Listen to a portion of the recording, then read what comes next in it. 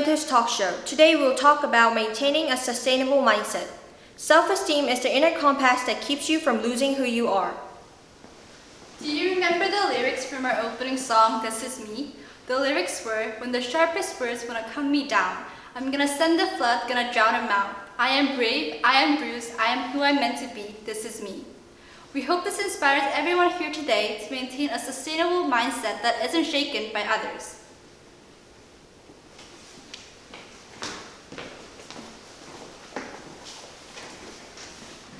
Good morning, everyone. I am the host for today's talk show. Joining us today, we have Grady, Slumpy, and Lonely, who will be sharing their stories with us. First, let's welcome Lonely.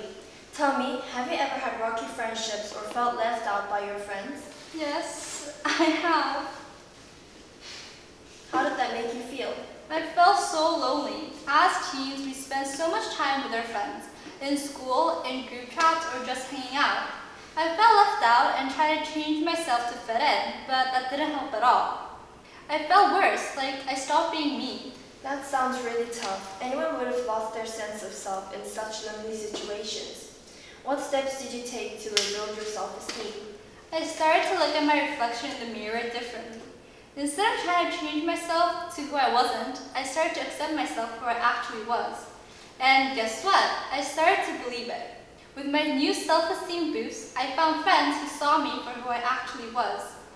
I realized true friendship comes not from blending in, but from staying true to who you are. Thank you for sharing your story. Moving on, we have Slumpy. Slumpy? Slumpy? Have you ever felt frustrated or depressed by not achieving your goal or plans? Sure, in school, I always make a to-do list for each day.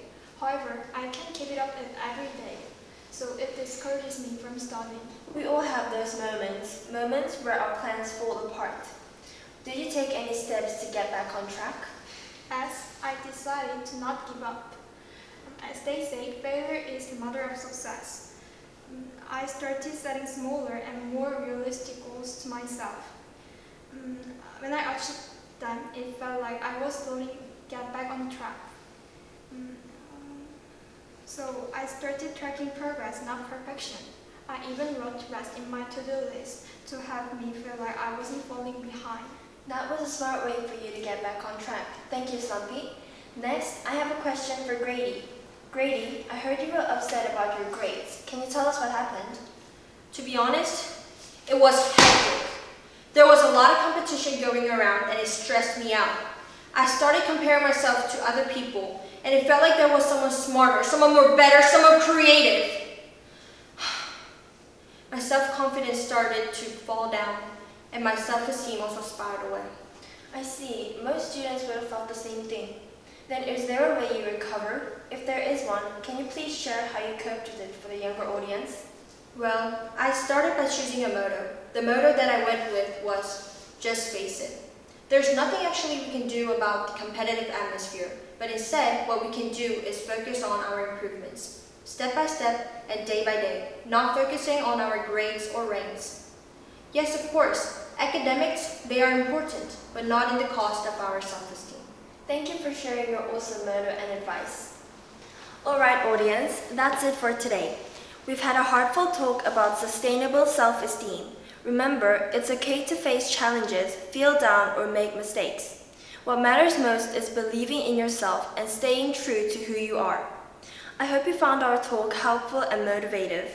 I want to say a big thanks to Grady, Slumpy, and Lonely for sharing their experiences and pieces of advice.